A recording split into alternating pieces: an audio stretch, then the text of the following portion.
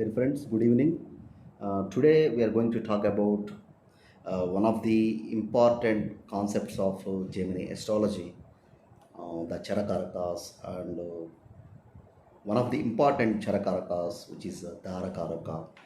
So, Darakaraka signifies uh, the characteristics of spouse, married partner. It is very important in Gemini astrology, and also in Vedic astrology.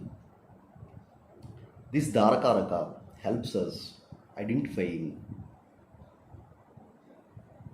the characteristics, traits, nature, destiny of our long-term partner, which is called spouse, husband or wife. So usually, uh, when you look at an individual chart, as per Vedic astrology, we look at seventh lord, the seventh lord dignity, the placement of seventh lord, both in Rashi and Navamsha. Jupiter is Karaka for marriage, Karaka for husband in woman's chart, and Venus is Karaka for wife in a man's chart. So, seventh lord, seventh house, planet sitting in the seventh house, Jupiter, Venus, these planets actually are going to give us a clue on timing of marriage and also some of the general characteristics, traits of the marriage partner. So, what is this Darakaraka? So, Darakaraka, the significance of Darakaraka is it gives specific characteristics of partner. Out of all the 9 planets, the planet having lowest degree in the birth chart is called Darakaraka planet. Suppose you have Mars in Aries in 27 degrees and you have Jupiter in Cancer in 4 degrees, you have Rahu in 29 degree, you have Mercury in 1 degree or 0 degree. So here in this case Mercury is Darakaraka because Mercury is in the lowest degree compared to the degrees of other planets which are positioned in a specific degree. So the Vedic astrology, the seventh lord, the seventh house, planets occupying seventh house, the Navamsha of seventh lord dispositor, these things actually help us timing of marriage. But Darakaraka specifically to understand the characteristics of the spouse partner. Darakaraka may not give timing of marriage. For a particular person, he might have started his Darakaraka dasha, maybe Rahu dasha, when he was 16. So it doesn't mean this person got married as soon as he enters this Darakaraka mahadasha. This person activated the spouse energy at the age of 16. So at any point of time, when some of the benefic antardasha lords come along with the mahadasha, that time this person's marriage will be fulfilled. And the connection between Darakaraka and Atmakaraka is very important. If there is a friendly connection between these two planets, then it promises harmony, well-being of couple. Suppose your Darakaraka is Sun and your spouse, your Atmakaraka is Mars. So both are friendly planets. So it means that you are going to lead a harmonious and happy life with your spouse. So now coming to the Darakaraka planets and their significations. So if Darakaraka is Sun, your spouse is egoistic, and he or she always demands attention, and he is of pride,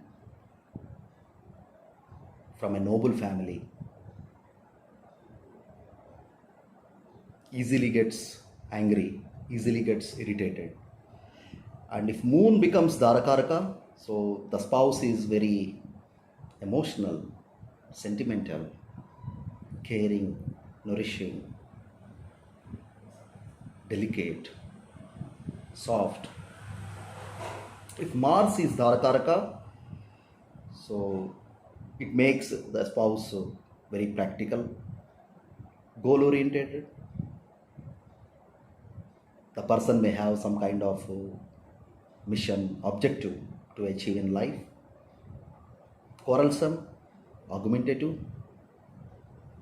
And if Rahu is Darakaraka, the spouse can be from a different community, caste, religion, or even sometimes the spouse can be a foreigner and is always ever demanding.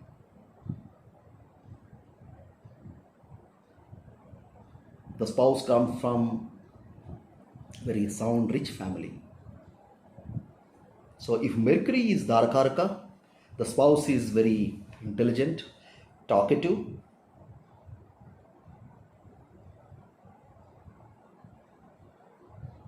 very good at communication, but the spouse is careless. If Jupiter is Darakaraka, so what are the Jupiter characteristics? Compassion, nourishing, forgiveness, kind, expansion.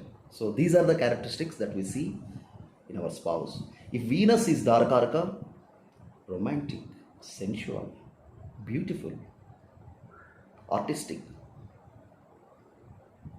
music lovers. So Ketu is the only planet who is not given any of these karakas.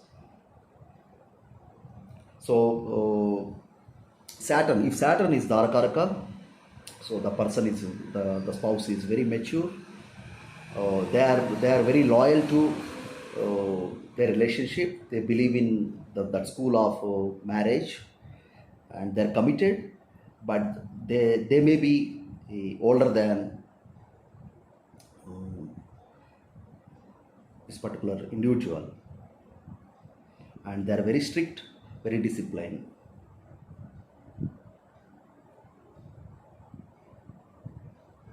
So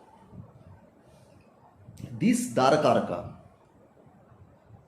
in the horoscope, how he is positioned.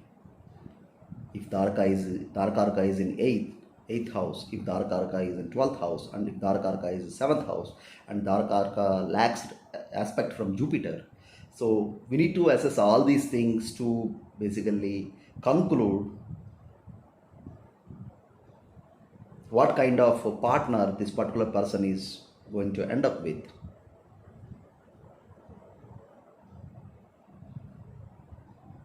So if Darakaraka is in 8th house, so it means this person is going to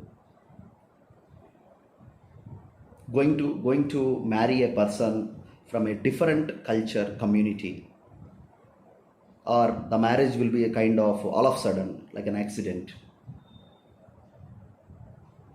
It's a new unknown energy for him, and he faces some kind of issues, obstacles, impediments after marrying this person, and he has to deal with that energy.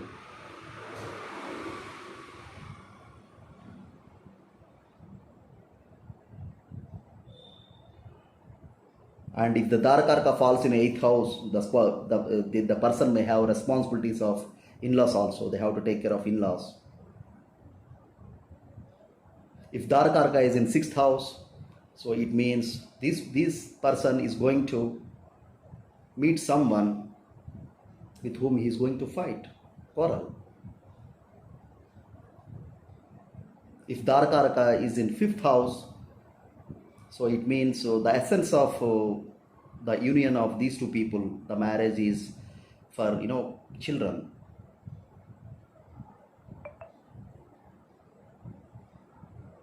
Or to contribute to some art.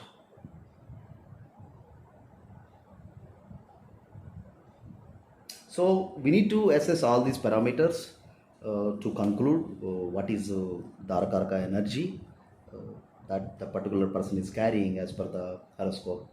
So friends, this is my analysis about Darakaraka. If you like the video, Please click on like button and also subscribe to video. Thank you very much.